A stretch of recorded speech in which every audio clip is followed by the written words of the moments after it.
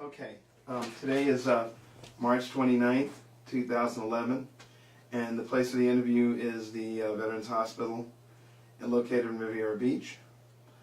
Excuse me, and we're in the office of Connie West Gallen, who's a Mrs. now, Mrs. Gallen, congratulations. Thank you. And who was born, when were you born, Connie? I was born in August of 1973. Okay, what is your current address? It is 31,000 Portofino Circle, apartment 109, Palm Beach Gardens, 33418.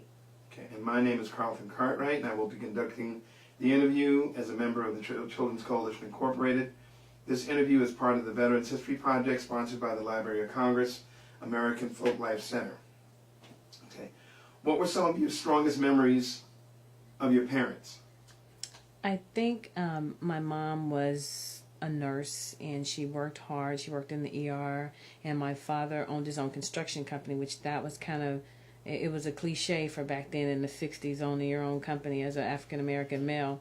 So I remember just them being hardworking and instilling some very hard values in me. Well, you covered the next question, which was what do they do? You Okay. clarified that. Okay. Okay. What did you dream of becoming when you grew up? At first, I didn't know that I could dream of being something other than where I was or my environment. And I wanted to, when I finally discovered what I wanted to be, I said, I want to be a lawyer. Okay. Were you drafted or did you enlist into the military? I enlisted in the United States Army. Why? For one, I already completed a college degree, and I felt like having a military background made me more marketable in case I wanted to go into the FBI or some other program. Okay. Why did you choose the Army? Well, I actually initially wanted the Air Force, and I took the test over and over again, but the specific job that I wanted, I couldn't get in the Air Force, but the Army offered me the same opportunity. Okay. What kind of work were you doing before you went in the military? Or what were you doing? I was a student, and I worked as a classification specialist with the Alabama Department of Corrections. Okay. Where were you a student? At Troy State University in Troy, Alabama. Okay. Do you recall your first days in the service? I do. I remember that my recruiter set me up, I think. He told me to bring all these things because I would be able to shampoo, dry my hair. So I had big luggage. And I remember them herding us into a room, and I had the largest set of luggage ever.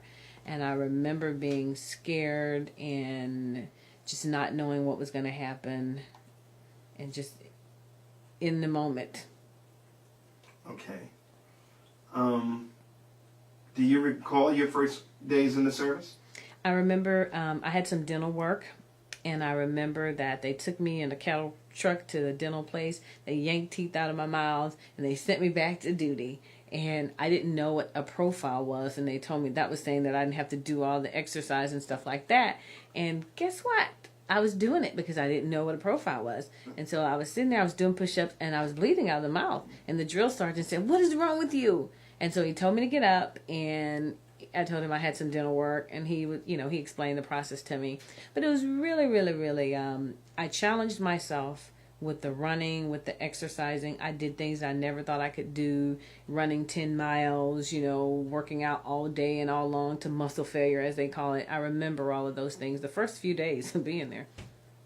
Okay. Well, the next question is, what did it feel like? And tell me about your boot camp training experiences. Did you go in as an officer? Or you were still in college. I started out as enlisted. Okay. Yes. And when I started out enlisted, some people came to basic training and they said, "Hey, there's another way for you to go." They offered me an opportunity to advance, and I took that option of advancing my career in the military. Okay. What was the ethnic makeup of the camp or the base that you were on? We were one of the first female troops to kind of integrate and live in the same environment with males. What year was that? It was in like 92. We actually lived in the same building. It was 97. 97, 98. We lived together. Where did you go in? I went in Montgomery, Alabama. Okay. And where was your first It was base? Fort Leonard Wood, Fort Leonard Wood, Missouri. Oh. And that was my introduction to just being there and living together. They had a lot of anxiety about us actually living in the same building on the same floor, basically room by room. So that was new. And I just remember being dealing with a bunch of people from different backgrounds and coming from a small town in Alabama. It was kind of enlightening to deal with people from different cultures. And I've always had an accepting personality, but I could really see how some people were challenged with dealing with people from different backgrounds. Right. Do you remember your instructors? I remember it was the First Sergeant Bomforth. I remember his name specifically because I remember being on the range and not being able to score, to shoot at least 23 shots. And I remember him kicking me in my head and saying, "You can do it, damn it," pardon my language, and I did it. The kick in the head, I think, was the key. He was really hard on me because he saw something in me, he saw the potential in me, and I think that it helped me to overcome the obstacles that when I was there. I appreciated it. Okay. What was the ethnic makeup of the camp or the base? The ethnic makeup, there were a variety of people, races, ethnic makeup, male, female, black, white. We had people from Oregon, people from Afghanistan. So there were just a variety of people in our camp. Okay. All right. What race were your instructors and your officers? Most of my lead drill sergeant was Caucasian, and the rest of the drills were African American. Okay. Was your training adequate? Was it harsh? How did you get through it? I think that it was adequate for what the mission is. I think it was harsh because it has to be, in the sense of we don't go to war to make little paper dolls. You go to war because you need the toughness, you need the resiliency, and you need to be able to deal with conflict. And you need to be able to accept all the harsh stuff because they don't normally treat us, friendly when you're in war. And so I believe that it was adequate. It prepared me for all of the things that have happened in my life since, because there's a lot of things that a lot of people feel are challenging, but because I've been in the military, I don't see them as such a challenging feat. Okay. Which war did you service in?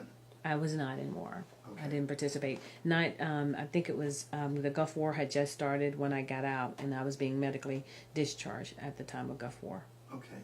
All right. Where exactly did you serve? At first, I started out at Fort Leonard Wood, Missouri, and then that was for basic. And then I went to the Quartermaster Corps, and that was at Fort Lee, Virginia. And that was really interesting because the training was really intense and it was long. And then I had signed up to go to Korea, but I didn't get it. I ended up being at Fort Hood for the rest of my tour. And Fort Hood is so huge that you can go to 5 or 6 different units in one place. So they just bump you around. And I stayed at Fort Hood. Okay. What years did you serve? I went in 97 and I got out 2001, 2002-ish. Okay. All right. Do you remember arriving and what it was like? Arriving at basic, I remember that. Arriving at my first unit, I didn't have a car, and so I didn't know anybody, and it was an adjustment because you had to ask for help, and the grocery stores were far, far, far away, and I remember just being nervous and wondering what the first day of work was going to be like, and coming out of training. And it was interesting to kind of work with people who saw you as a young minority female coming in, trying to be in charge. It was interesting for me to adjust to people, the way people perceive me coming in. But they're supposed to. Okay. Now then, what was your job assignment? I was a quartermaster soldier. Basically, I did logistics and supply. And I worked in a motor pool, and I did, one of the key things I did, I ordered engines for the M1A1. And anything dealing with that vehicle and Humvees and Deuce and a Halves. And I had to audit all the spending for the battalion to make sure that we stayed in budget. The second piece of what I did was, it was called ULS back then. It was just the computerized logistics. And it was we're essential to the mission because people can't do what they need to do if they don't have the equipment. And a lot of times, I think I manage probably $735,000 at any given day. Just the engine itself can cost that much. So it was very rewarding, and it kind of taught me a little bit more about budgeting and finance than I was aware of before I went into the military. Okay. Were certain ethnic groups assigned certain jobs in your opinion? No, I don't. I really think that it was fair. I think that my unit, probably more than anything, was fair and according to your skills and according to your willingness to go get it. I mean, if you weren't tenacious and you weren't trying to put yourself out front, then you didn't get up front. Right. So you already told me that you had not seen any combat, and so there weren't any casualties in your unit. The one, it wasn't, I was in front of the motor pool one day, and one of my soldiers was in a car accident, a head-on collision with a deuce and a half, and those are very big, and they were in a Jeep Cherokee, and that was like a pivotal moment for me because I think I was taking life for granted, but to see that soldier and to not be able to help that person because there was nothing that we could do. The airbag had deployed, and there was nothing we could do. The ambulance got lost getting to the site. We used our telephones, we used our radios to make sure. And so I sat there and I watched that person die right there in front of me. Okay. Were you ever injured? Actually, I was discharged from the military for medical, and a lot of it was just stubbornness and my will. And I had an injury in basic training, and I didn't let it stop me. I kept going and going and going and going until I couldn't go anymore. I went through extensive physical therapy, shots. I went through a lot of stuff, but the injuries were already done. Was it on your leg? Or? Both of my knees, and they had fractures that wouldn't really heal, and then they were giving me all kinds of medications, and so it ended up affecting my stomach. So I ended up leaving the military as a service-connected veteran because of the injuries. Okay.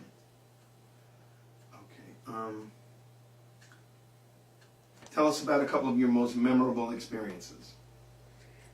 I think that my most memorable experiences in the military. In the military, I think my most memorable experience was actually finishing the 10-mile road march with my little 80-pound ruck on my back. It was like I did not believe that I could do it, and I was dead. Every muscle in my body was just dead, and I was so proud of myself, though. After all of that and the pain, I sucked, I cried, I did everything. But when we finished it, it was a release. And that was one of my most memorable moments. I think a second memorable moment was going out into the field and playing soldier, as we call it sometime. And our unit, we were in combat against another unit, and we slaughtered them. And it was not really dead, but we won because it was a game. But it also showed how being alert, paying attention, and understanding the art of war was essential for us out there. Even though it was just a demo, it was essential. Okay. Any other? Those were my most memorable moments. Okay. I was working so much that I was dedicated to the Army while I was there, and I was either in the motor pool or in the unit, and it was a wonderful experience. Okay, good. So you were never a prisoner of war? No. Okay. So you don't have any experiences to talk about when you were in being a captive versus being free? No. Were you awarded any medals or citations? The funny thing was, I was, but I cannot remember what they were. And I guess for me, I'm a low-profile person. The accommodations and the awards did not mean as much to me as being a soldier. And so I look back now and I look at my DD-214. I looked at my DD-214 the other day and I'm like, wow, I didn't know I got that. And I didn't, because it was really just, it was a career for me, and it wasn't about, I don't think, even if I had retired in the military, I don't think I've ever would have been to that point of just, oh, look at my accolades, look at my trophies. I never would have been to that point. Got you. Okay. All right. You don't remember how they were awarded? They had a big ceremony, in front of the whole battalion, and they came, and I think the general actually came and pinned me, and yeah, I remember that part of it, but I just don't remember what it was. That's sad. I'm sorry. How did you stay in touch with your family? I remember in basic training, my birthday actually fell while I was in basic training, and I wrote so many letters to them, and it was good because my family, my church, everybody wrote me letters the whole time I was in the military. And my mom would write me scriptures and, good things to uplift me. I remember on my birthday, I received 66 cards. And for every piece of mail that you got, you had to do push-ups. And nobody had ever gotten 66 cards. And I was like, wow. It was painful, but people really thought of me and it encouraged me to complete the process. Okay, what was the food like? Breakfast was fantastic. It was the best meal of the day, so you had to get in. I love the Lucky Charms. I remember those. But lunch was like, you had to eat like in 5 minutes. So you had to get down what you could get down. But the breakfast was the best. The other meals are bland, but 5 minutes of eating, I really had some stomach issues from that fast pace. And I learned how to burp. That was one of the things that I learned how to do. That'll do it, won't it? Yes. Indigestion. Here we go. Did you have enough supplies and equipment? Well, because I was in supply, I think that I had the advantage over everybody else because if I needed something, I could order it. We had an advantage. We had a truck that was set up with air conditioner, lights. We had Game Boys. We had televisions. We had a lot of things that the unit didn't have. I got to say that they envied us because we had some pretty good engineers in there who hooked our trucks up. Did you feel pressure or stress? I think that there was always stress as far as like when we were going to go into the field, going to different trainings. I worked with a lot of female soldiers. There was pressure for them as far as like having a family care plan, them being able to breastfeed out in the field. There was some real issues with the females as far as like if the Army had wanted you to have a family, they would have issued you one. And that mentality of you have a family and you can't just detach. So that was one of the things that I kind of worked with.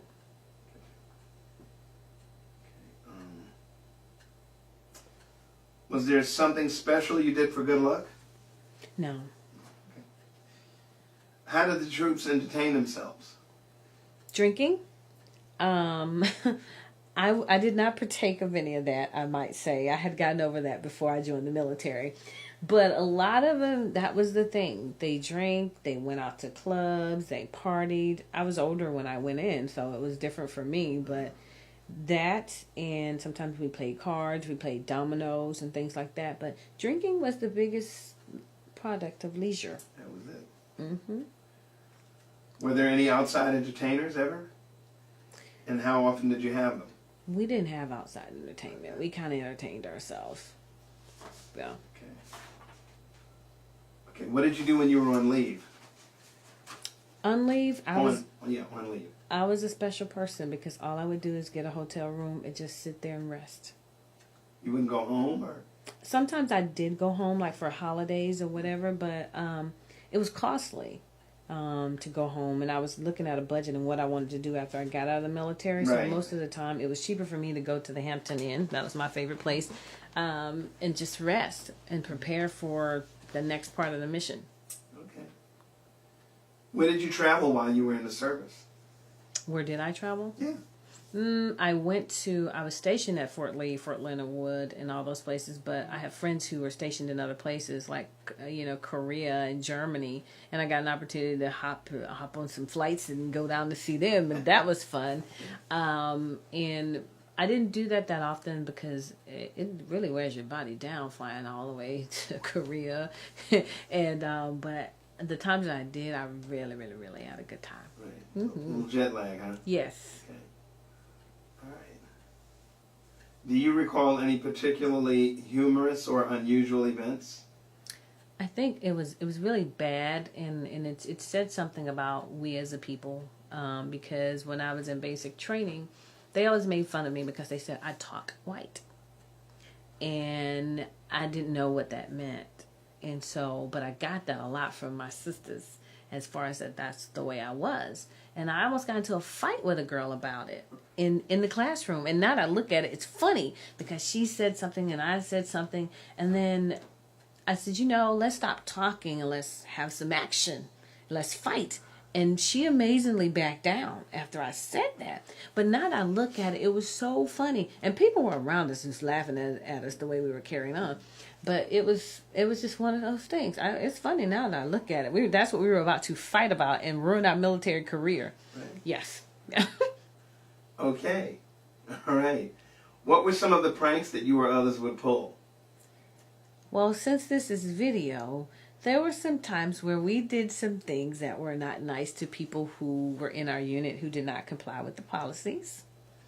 We did some very bad things to them. We considered them as pranks, but it helped them to get in line and to do better. That's all I'll say about that for liability reasons. I understand.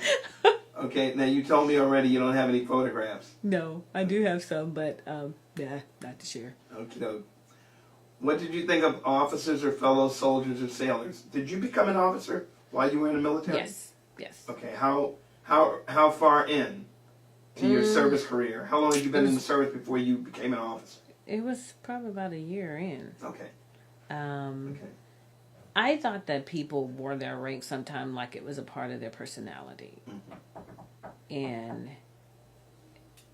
And as we were saying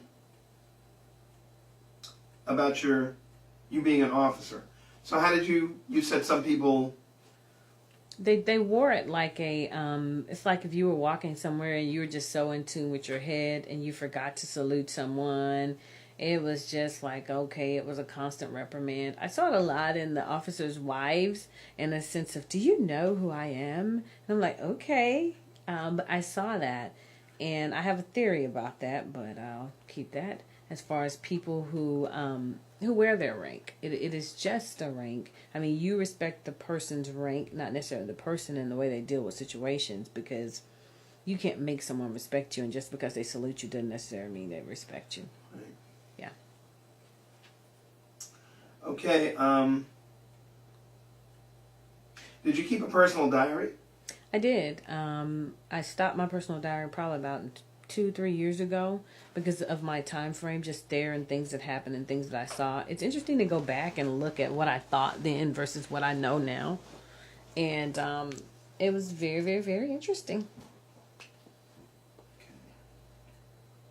Would you make it or portions available for this project? No, sir. Is it not? Okay, now we're going to talk about after the service. Okay. You recall the day your service ended? I do. I had this briefing, and it seemed like a briefing about discharging from the military, and I didn't think it was going to be so abrupt. They stamped the papers, and that was it. I was like, wow. Okay. It was amazing. I honestly, it was harder to get in, and it was like stamped to get out. That was it, huh? Yeah. Where were you? I was at Fort Hood, Texas, at the little discharge center. I can't think of the name of it. And I drove off in my little car after that into the new world. Okay. What did you do in the days and weeks afterwards? After I got out of the military, I think I needed some time to kind of process just the discharge from the military. I already had a plan in place as far as what I was going to do. I knew I could go back to corrections. While I was in the military, another piece I had started working on my master's degree, so I knew that was going to be in place. And so working on my master's degree, I took some time off, and then I just focused on school. Did you use the GI Bill for that? Because I was a disabled veteran, I actually used Chapter 31.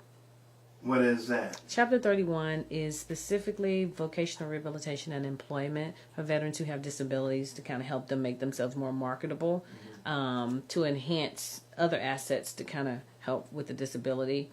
And they pay for books, they pay for tuition, they pay for everything. Okay, so where did you go? Back home? I stayed in Texas. I loved it so much. What I stayed city? in Texas. I stayed in Killeen, Texas for probably a year after my discharge. And then I was still in school, and I took a position there as a program director for a youth residential treatment center. Mm-hmm. So I stayed there, but because I worked so close to my clients, I felt like I needed to move.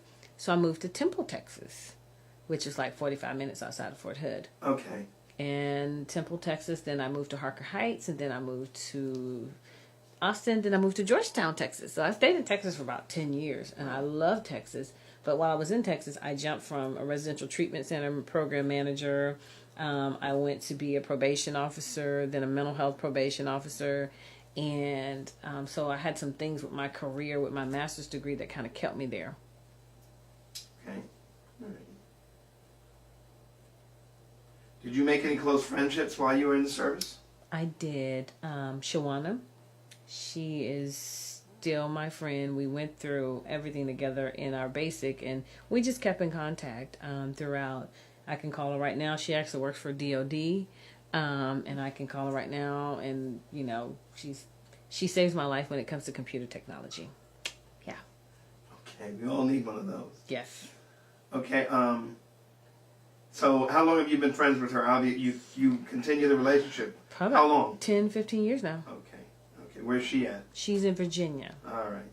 Okay. All right. We got later years in closing. So what did you went through? Did you cover everything? All of the things that you did afterwards?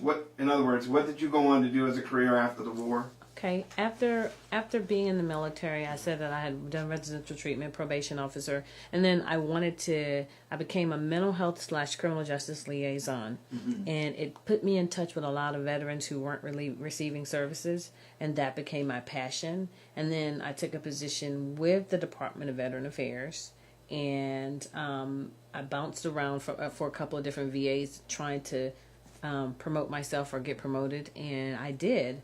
I became an addiction therapist, from an addiction therapist to a voc rehab therapist, and to a coordinator for a voc rehab program. Okay, which is what you do now. Which is what I do now. Mm-hmm. You don't have. Do you have your PhD or? I'm actually in school right now, and I'm taking my time because. Are you still able to use your Yes. benefit for that? Yes. Excellent. Why are you taking your time? Well, because when you become a wife and you become a mother, there are other things that are more important.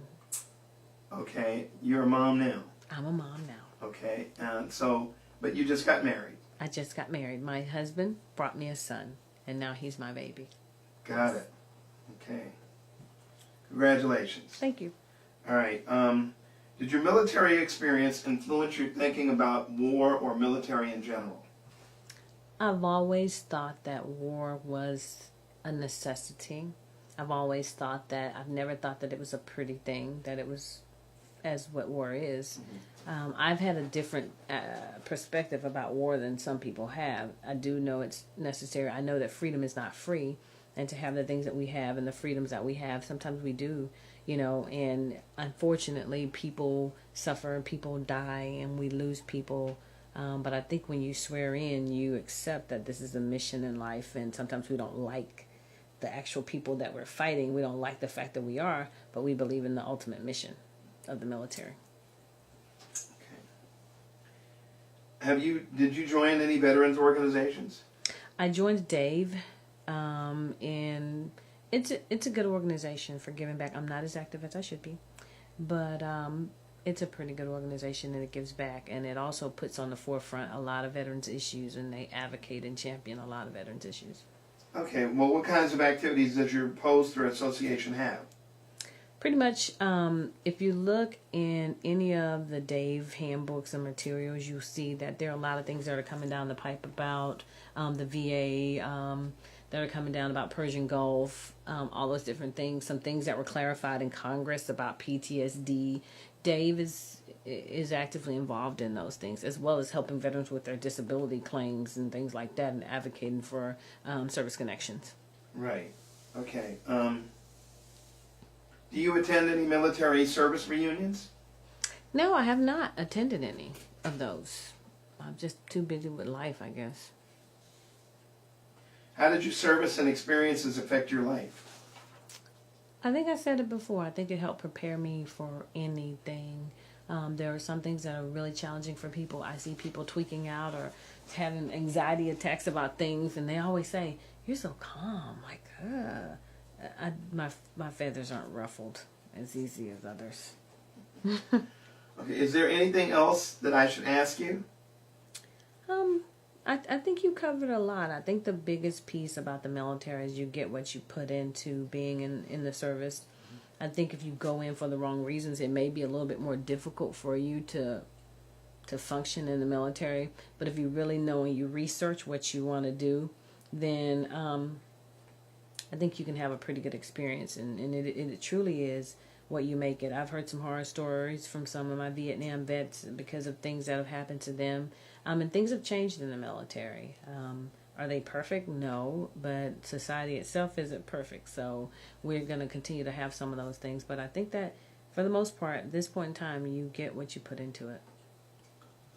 Okay. Is there anything else that you would like to add that we have not covered in this interview that you can think of? No. I said so much.